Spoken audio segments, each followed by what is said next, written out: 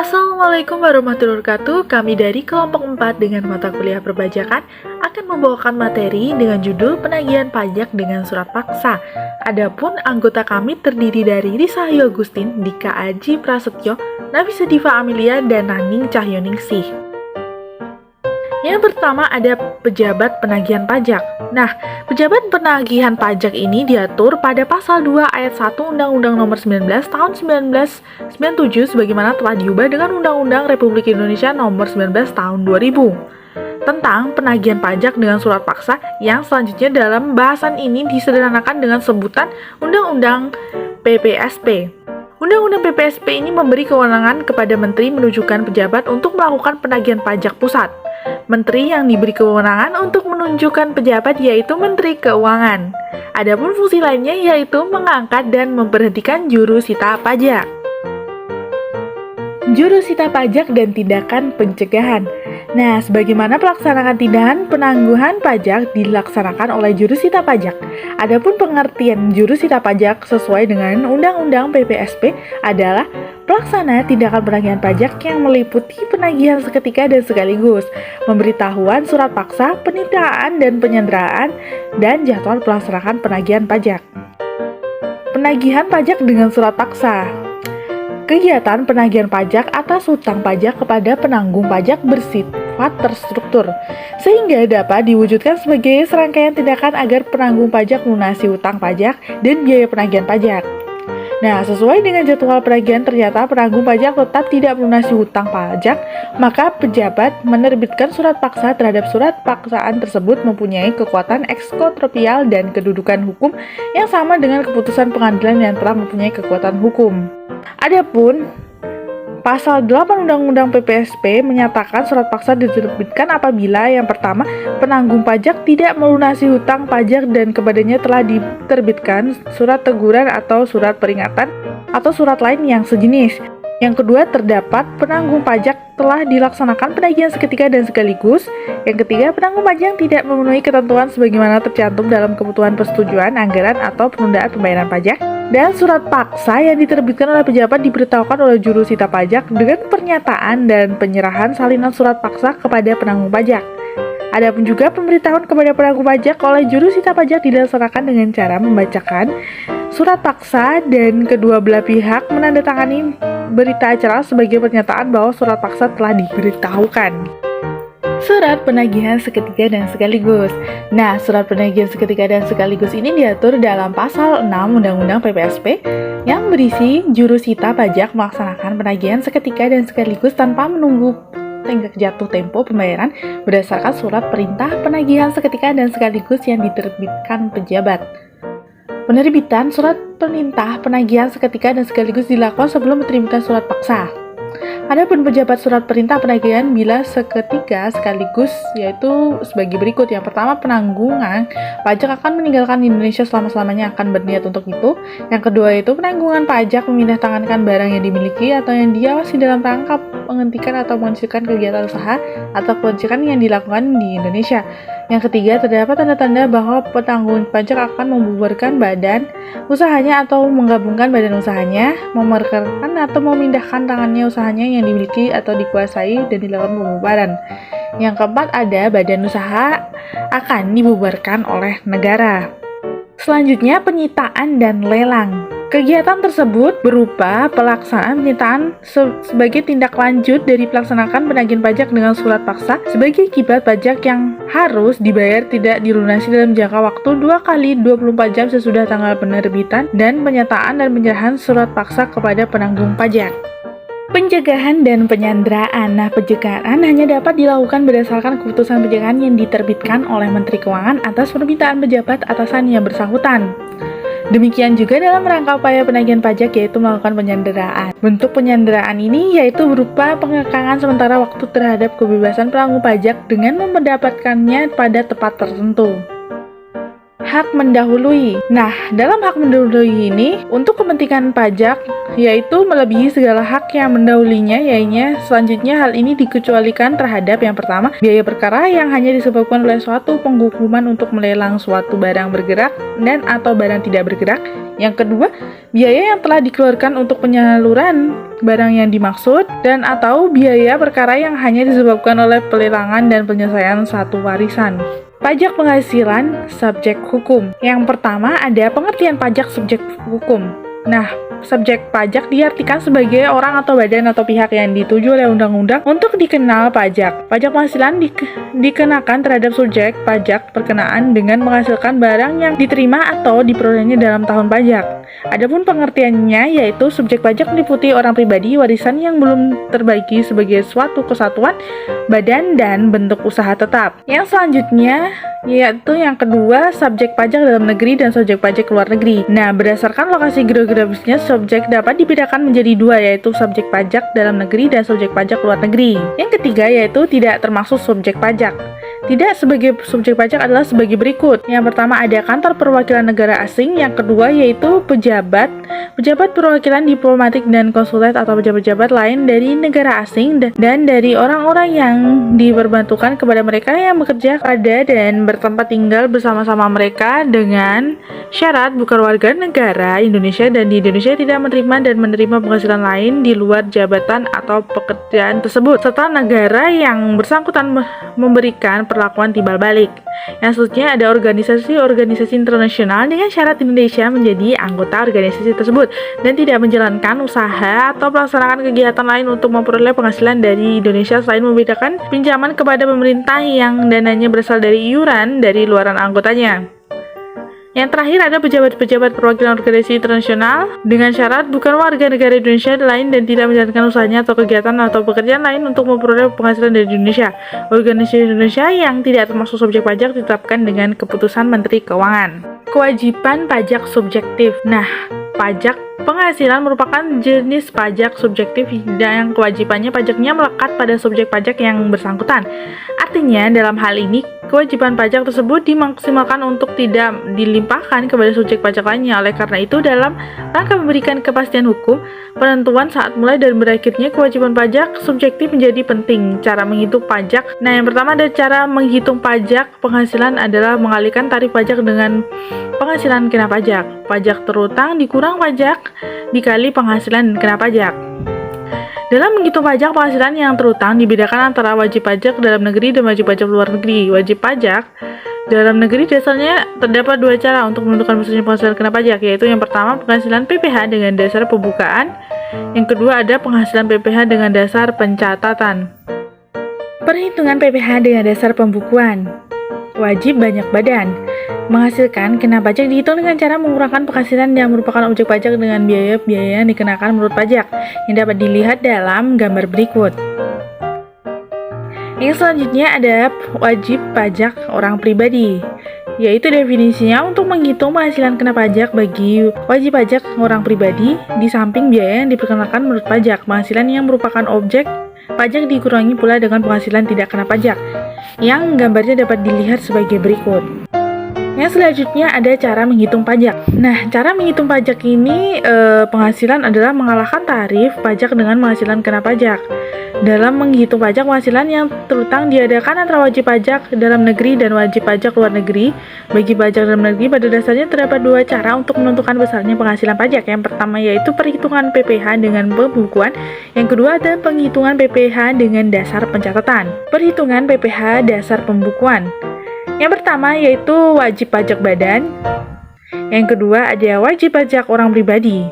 Perhitungan PPh dengan dasar pencatatan. Untuk mengenakan pajak adil dan wajar dengan tetap memperhatikan kemampuan ekonomis, wajib pajak sehat diperlukan data maupun informasi yang benar dan lengkap tentang besarnya penghasilan pajak. Agar data dan informasi dimaksud dapat disajikan, maka wajib pajak harus menyelenggarakan pembukuan, tetapi tidak seluruh wajib pajak mampu menyelenggarakan pembukuan. Wajib pajak yang pribadi yang menjalankan usaha atau melakukan pekerjaan bebas dengan sejumlah peredaran bruto tertentu tidak diwajibkan untuk menyelenggarakan pembekuan. Wajib pajak orang pribadi yang kewajiban pajak subjektifnya hanya meliputi sebagian dari tahunan pajak. Nah, penghasilan kena pajak bagi wajib pajak orang pribadi dalam negeri yang berutang pajak dalam suatu bagian dari tahun pajak tersebut dihitung berdasarkan penghasilan neto yang diterima atau diperoleh dalam bagian tahun pajak yang disetahunkan. Besarnya pajak penghasilan yang terutang bagi wajib pajak orang pribadi dalam negeri yang terutang pajak dalam bagian tahun pajak tersebut dihitung sebanyak sejumlah dari hari bagian tahun pajak tersebut. Saat pelunasan pajak penghasilan. Nah, dengan sistem self-assessment yang digunakan dalam sistem perpajakan nasional, perlu adanya kepastian yang menetapkan harga kapan pajak penghasilan tersebut harus dilunasi ketentuan peraturan pemerintah nomor 94 tahun 2010 telah menetapkan surat pelaksanaan pajak dalam tahun perjalanan dengan kualifikasi. Sanksi pidana.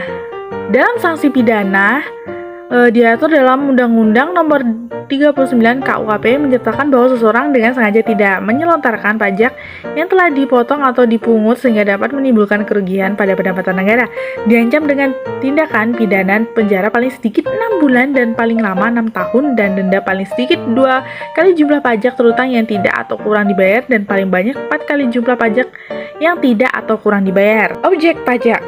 Objek pajak dapat diartikan sebagai sasaran pengenaan pajak dan dasar untuk menghitung pajak terutang.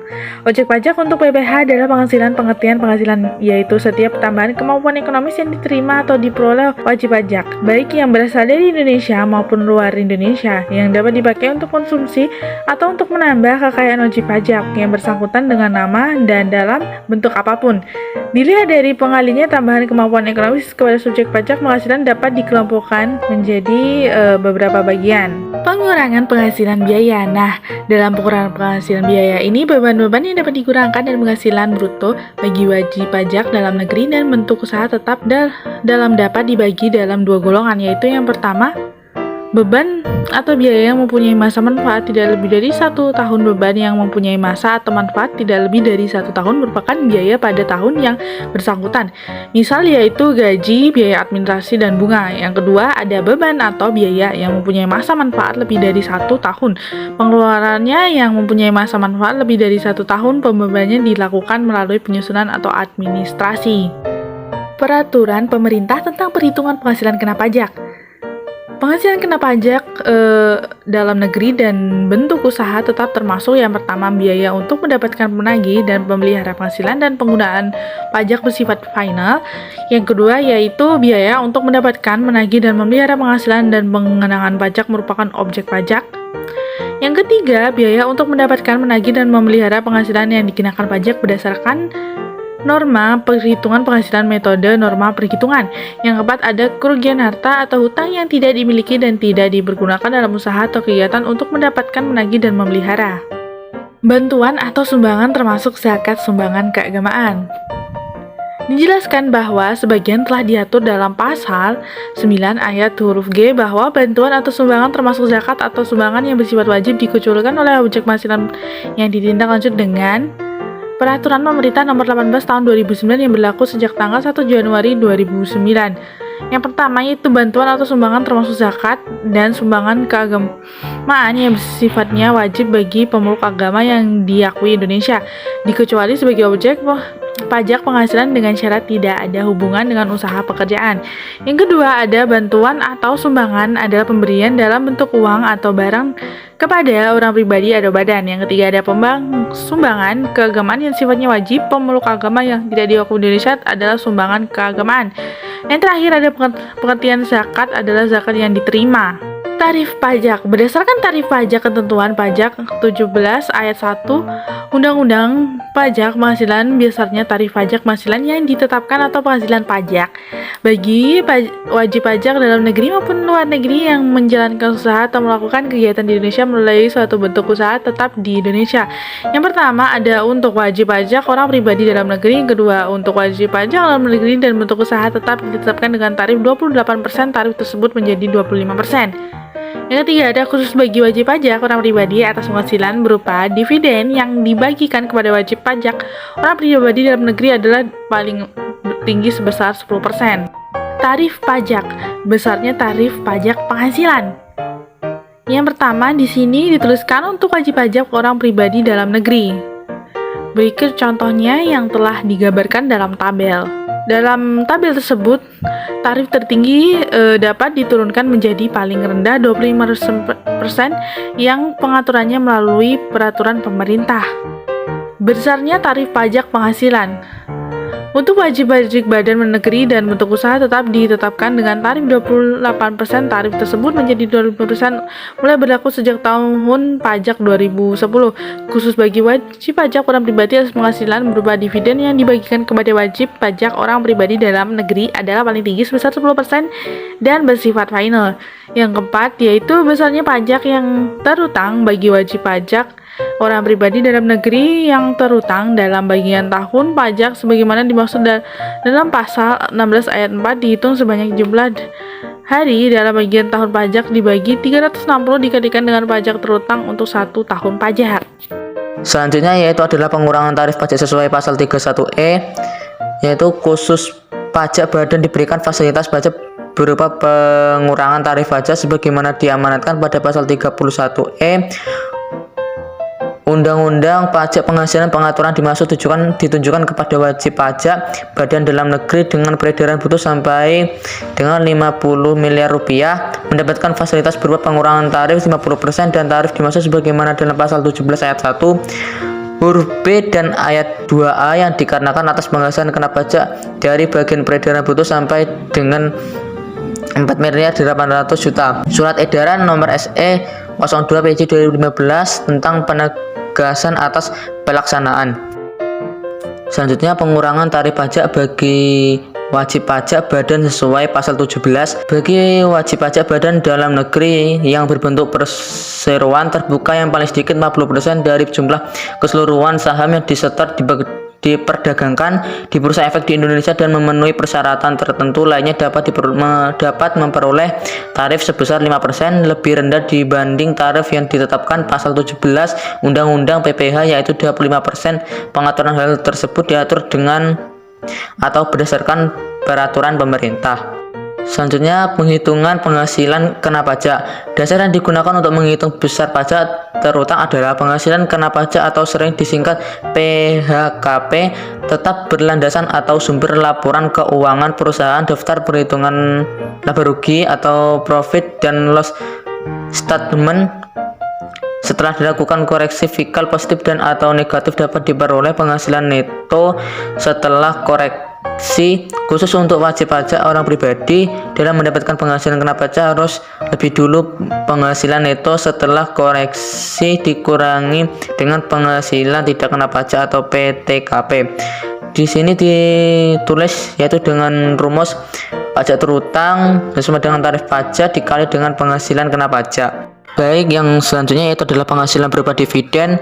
Dalam menghitung penghasilan berupa dividen sebagaimana diatur dalam pasal 4 ayat 1 huruf G Undang-Undang Pajak Penghasilan, dividen dengan nama dan dalam bentuk apapun termasuk dividen dan dari perusahaan asuransi kepada pemegang polis dan pembagian sisa hasil usaha koperasi. Dividen merupakan sebagian laba yang diperoleh pemegang saham atau pemegang polis, asuransi atau pembagian sisa hasil usaha koperasi yang diperoleh oleh anggota koperasi. Yang selanjutnya penghasilan usaha jasa konstruksi.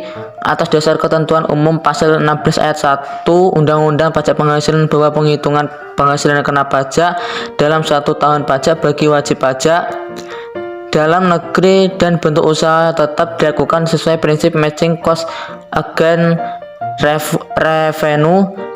Khusus usaha jasa konstruksi yang mengerjakan proyek konstruksi berjangka lebih dari 1 tahun, penghitungan penghasilan kena pajak dapat menggunakan metode lain yang lazim dalam praktik akuntansi sebagai contoh metode persentase penyelesaian. Selanjutnya penggabungan atau pemisahan penggabungan penghasilan. Mengacu pada pasal 8 Undang-Undang Pajak Penghasilan, seluruh penghasilan atau kerugian bagi wanita yang telah kawin pada awal tahun pajak atau pada awal bagian tahun pajak, begitu pula kerugiannya yang berasal dari tahun ke tahun sebelumnya yang belum dikompensasikan dianggap sebagai penghasilan atau kerugian suaminya dan dikenakan pajak penghasilan sebagai suatu kesatuan. Pengecualiannya yaitu penghasilan Penghasilan tersebut semata-mata diterima atau diperoleh dari suatu pemberi kerja yang telah dipotong pajak penghasilan pasal 21 dan pekerjaan tersebut tidak ada hubungan dengan usaha atau pekerjaan bebas suami atau anggota keluarga lainnya. Penggabungan penghasilan istri tersebut tidak dilakukan dalam hal penghasilan istri diperoleh dari pekerjaan sebagai pegawai yang telah dipotong pajak atau PPh pasal 21 oleh pemberi kerja dengan ketentuan bahwa satu, penghasilan istri tersebut semata-mata diperoleh dari suatu pemberi kerja dan penghasilan istri tersebut berasal dari pekerjaan yang ada hubungannya dengan usaha atau pekerjaan bebas suami atau anggota keluarga lainnya. Selanjutnya itu pemisahan penghasilan. Pengenaian pajak penghasilan atas penghasilan suami istri dapat dilakukan secara terpisah apabila satu, suami istri telah hidup berpisah. Apabila suami istri telah hidup berpisah, penghitungan penghasilan kena pajak dan pengenaan pajak penghasilan dilakukan sendiri-sendiri. Dikehendaki secara tertulis oleh suami istri berdasarkan perjanjian pemisahan harta dan penghasilan. Yang selanjutnya yaitu adalah penghasilan anak yang belum dewasa. Penghasilan anak yang belum dewasa digabungkan dengan penghasilan orang tuanya kecuali penghasilan dari pekerjaan yang tidak ada hubungannya dengan usaha orang yang mempunyai hubungan keluarga yang baik sedarah maupun semenda dalam garis keturunan lurus atau ke samping 1 sederajat. Dengan demikian penghasilan anak yang belum dewasa yang tidak digabungkan dengan penghasilan orang tuanya, penghasilan yang berasal dari pekerjaan yang tidak ada dengan usahanya atau kegiatan dari orang yang mempunyai hubungan istimewa dengan anak tersebut. Selanjutnya hubungan istimewa. Hubungan istimewa dianggap ada apabila satu, wajib pajak mempunyai penyertaan modal langsung atau tidak langsung paling rendah 25% pada wajib pajak lain, atau hubungan antara wajib pajak dengan penyertaan paling rendah 25% pada 2 wajib pajak atau lebih. Yang kedua yaitu wajib pajak menguasai wajib pajak lainnya atau 2 lebih wajib pajak berada di bawah penguasaan yang sama baik langsung maupun tidak langsung, atau terdapat hubungan keluarga baik saudara maupun semenda dalam garis keturunan lurus dan atau ke samping 1 derajat. Fasilitas perpajakan atas penanaman modal di bidang usaha atau daerah tertentu.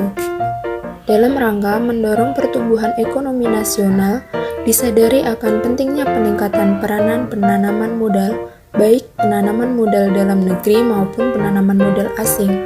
Penanaman modal di bidang-bidang tertentu dan atau daerah tertentu yang mendapat prioritas tinggi sesuai dengan kebijakan ekonomi pemerintah. Dapat diberikan fasilitas perpajakan, khususnya pajak penghasilan yang dipandang efektif kepada wajib pajak, yang melakukan penanaman di bidang-bidang usaha tertentu dan atau daerah-daerah tertentu. Pengaturan penanaman modal di bidang usaha tertentu sesuai Undang-Undang Pajak Penghasilan. Ketentuan ini dapat digunakan untuk menampung kemungkinan perjanjian dengan negara-negara lain dalam bidang perdagangan, investasi, dan bidang lainnya.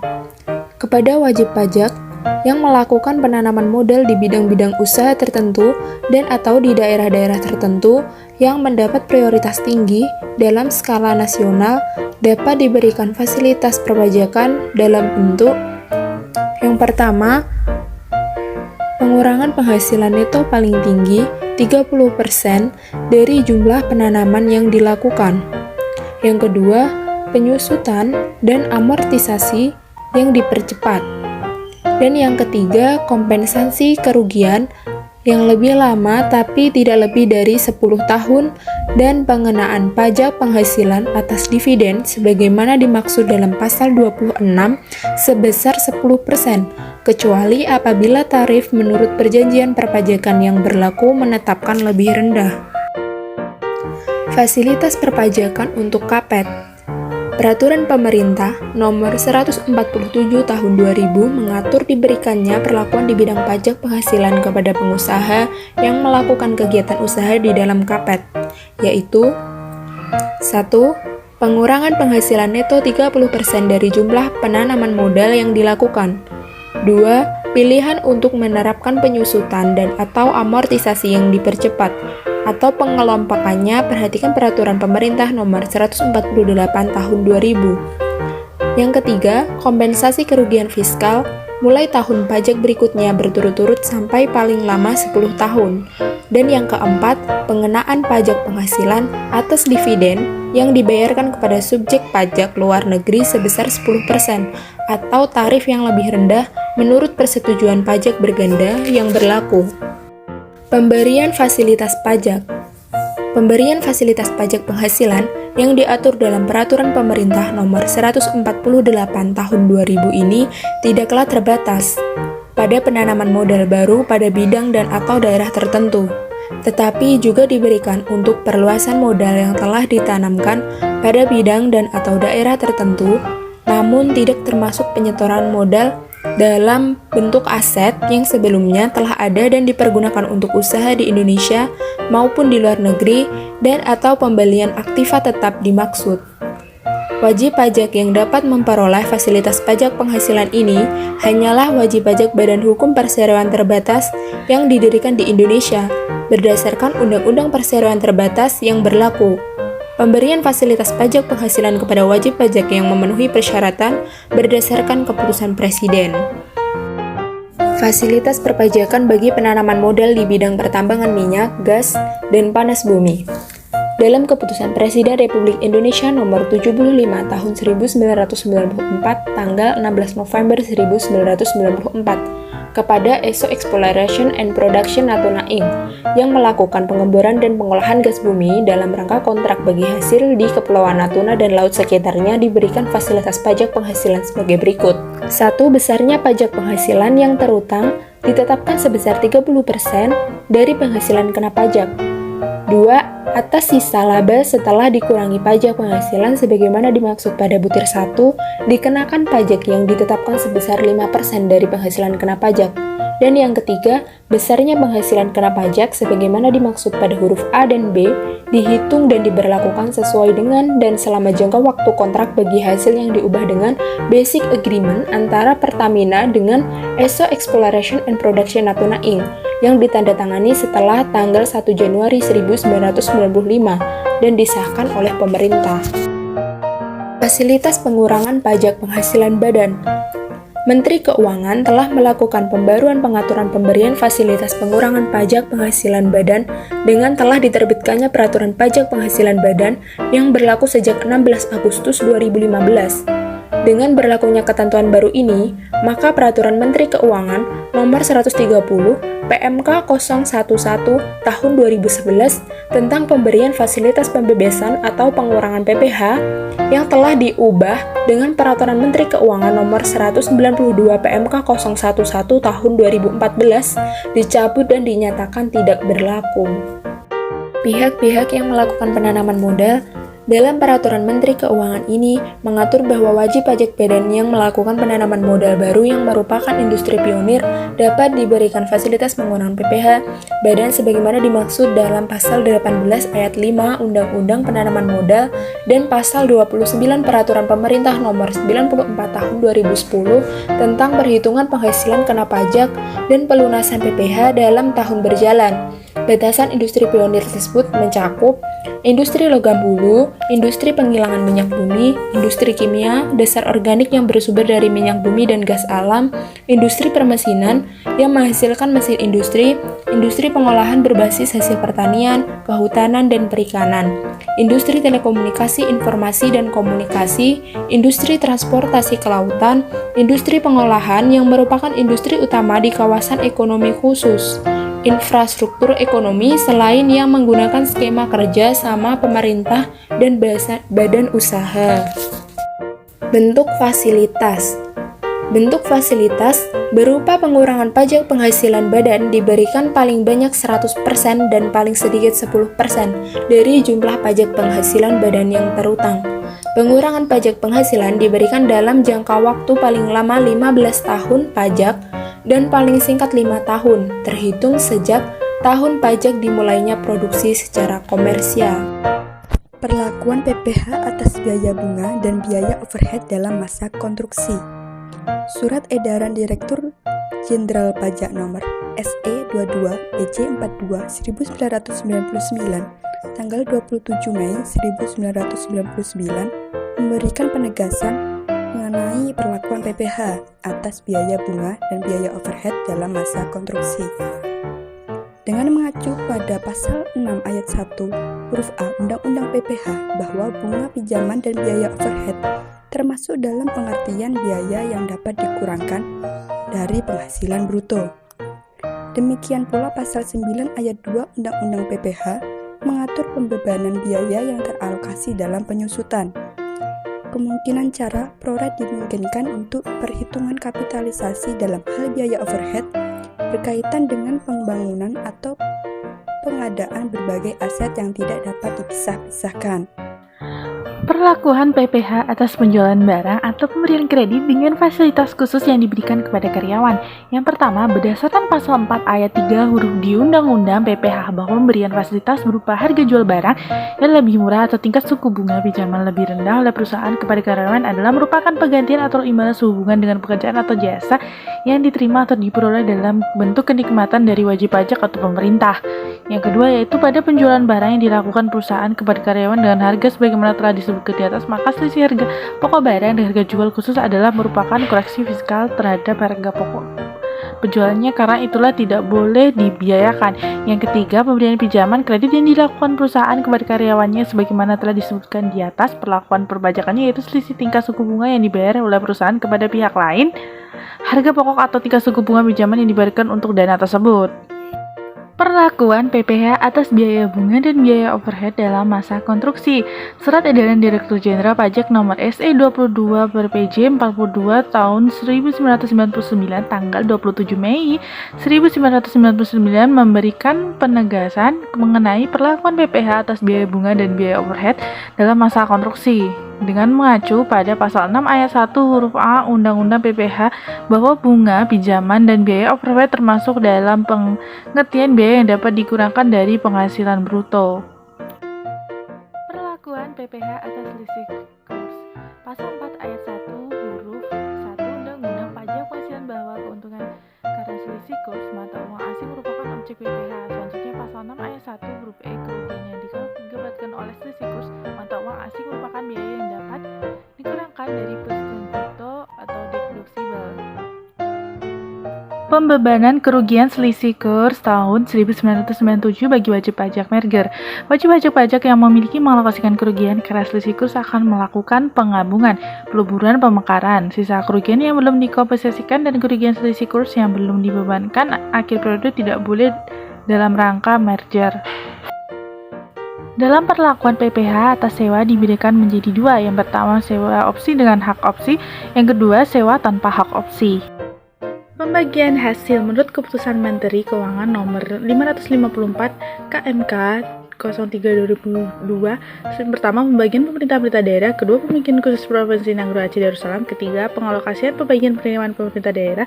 Yang keempat, Direktur Pembagian Pajak menyampaikan data sementara pembagian hasil penerimaan pajak. Pengakuan penghasilan atas penghasilan bank berupa bunga kredit non-performing. Yang pertama, pengakuan pajak penghasilan atas biaya pemakaian telepon seluler dan kendaraan perusahaan. Yang kedua, perpajakan atas kegiatan jasa maklot, kontrak manufacturing internasional di bidang produksi anak-anak. Yang ketiga, perlakuan pajak penghasilan atas pengeluaran biaya perolehan perangkat lunak komputer. Yang keempat, perlakuan pajak penghasilan atas dana jaminan penyelesaian transaksi bursa.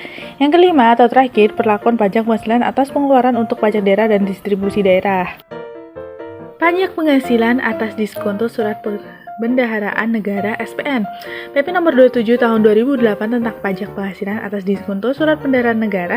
Yang pertama, surat utang negara adalah surat berharga berupa pengakuan utang. Kedua, SPN adalah surat utang negara berjangka terlama 12 bulan dan pembayaran bunga secara diskonto. Yang ketiga, pasar perdana adalah kegiatan jual beli surat utang negara untuk pertama kali. Dan yang keempat atau terakhir, pasar sekunder adalah perdagangan surat utang negara yang sudah dijual di pasar perdana. Perlakuan pajak penghasilan atas penghasilan penyalur dan distributor rokok. Peraturan DJP nomor 52 PK tahun 2008 tentang perlakuan pajak penghasilan penyalur dan distributor rokok. 1. Penghasilan penyaluran atau distributor dikena pajak penghasilan sesuai ketentuan umum Undang-Undang Pasal 17 nomor 36 tahun 2008. 2. Penyalur atau distributor wajib membayar angsuran pajak penghasilan. Ketiga, besarnya pajak angsuran sesuai pajak 25 butir 2 tahun 2009. Yang keempat atau terakhir yaitu ketentuan Peraturan Direktur Jenderal Pajak sejak tahun 1 tahun 2009. Yang terakhir ada pengenaan pajak penghasilan atas kegiatan usaha berbasis syariah. Nah, adapun dalam hal ini diatur dalam PP nomor 25 tahun 2009 tentang pajak penghasilan kegiatan usaha berbasis syariah, yaitu yang pertama, usaha berbasis syariah adalah setiap kegiatan usaha prinsip syariah seperti perbankan syariah, asuransi syariah, dan pengadaan syariah. Kedua, pelakuan pajak penghasilan dari kegiatan usaha berbasis syariah meliputi penghasilan, biaya, dan pemotongan pajak atau pemungutan pajak. Sekian presentasi dari kami kelompok 4. Mohon maaf sebesar-besarnya jika masih ada banyak kurang. Wassalamualaikum warahmatullahi wabarakatuh.